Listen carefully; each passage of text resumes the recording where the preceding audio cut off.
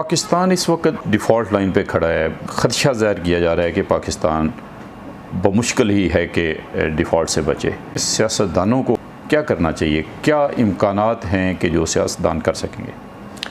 Depend करता है ना कि वो सियासतदान कितने नेशनलिस्ट है। पाकिस्तान की सियासत जो है इस वक्त, जो आप भी महसूस करते होंगे, मैं भी देख रहा हूँ, पाकिस्तान की सियासत इस वक्त जो है वो सरमाएदारों के हाथ में है। और सरमायादार का मेरे अपने जो ऑब्जर्वेशन है उसके मुताबिक तो सरमायादार का ना कोई नेशनलिटी होती है, ना कोई मज़हब होता है, ना कोई अक़ीदा होता है। उसका इंटरेस्ट वहाँ ही होता है जहाँ उसको माल नज़र आ रहा हो। जहाँ मॉनेटरी इंटरेस्ट होगा वही जगह उसके लिए सबसे अच्छी जगह है। तो इस लिहाज से ये लीडरशिप जो इस वक्त हुक्मरान है यहाँ पे, जिनको स्पीयर हेड जो है वो मियाँ नवाज शरीफ की फैमिली कर रही है, तो मेरे ख्याल में they are filthy rich people. और उनके जिस तरीके से उन्होंने पैसा कमाया है इसी मुल्क से कमाया है और वो वैसा इस मुल्क से बाहर ले गए हैं, एसेट्स बनाए हैं उन्होंने, तो उनको ये उनका दोबारा आना जो है। और उसके बाद आपने देखा जितने कानून में उन्होंने लेजिस्लेशन की है या अमेंडमेंट की है एग्जिस्टिंग लॉज के अंदर, वो सब ऐसी की गई हैं जिसमें वो अपने आप को महफूज रख सकें और अपनी प्रॉपर्टीज़ को महफूज रख सकें। अहमद अवैध साहब, आपका इशारा नायब कवानीन में जो तरमीम हुई है उस हवाले से है? बिल्कुल। आप देखिए ना, सारी दुनिया में जो वाइट कॉलर क्राइम होता है, तो सारी दुनिया में जब वाइट कॉलर क्राइम के ऊपर किसी को पकड़ा जाता है तो ओनर्स टू प्रूव उसके ऊपर होता है।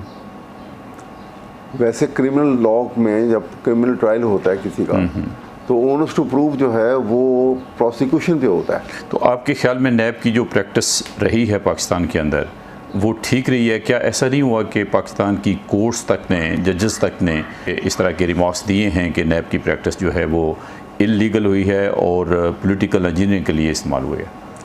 ये कहा जाता रहा है, इसमें तो कोई शक नहीं है। और हमारे यहाँ पे क्योंकि जो लोग at the helm of affair excel करते हैं और एक इम्पॉर्टेंट असाइनमेंट उनके हाथ आ जाती है और वो मुल्क की बागडोर संभालते हैं, उनका हमारे यहाँ पे अनफॉर्चुनेट आस्पेक्ट ये है कि इंटेलेक्चुअली वो उतने अपने आप को ग्रो नहीं करते कि जितना बड़ा ऑफिस संभाल के बैठ जाते हैं। और उसका नुकसान ये होता है कि इससे पहले कि वो डिस्पैशनेट होकर कौम को नेशनल इंटरेस्ट को मद्देनज़र रख के कोई फैसला करें या काम करें अपना, वो पहला स्टेप जो है वो स्कोर सेटलिंग की तरफ चले जाते हैं कि मेरे जो कितने मुखालफिन थे आज मैं इस हैसियत में आया हूँ, तो पहले तो उनको सीधा कर लूँ। ये बड़ी जो है सबसे पैथेटिक आस्पेक्ट है हमारे नेशनल साइकी का, कि चाहिए तो ये है कि जब आप किसी बड़े ऑफिस में जाएं तो इंटेलेक्चुअली आप उस ऑफिस को कि अहलियत आप में हो, आप इंटेलेक्चुअली उतना ग्रो किए हुए हों।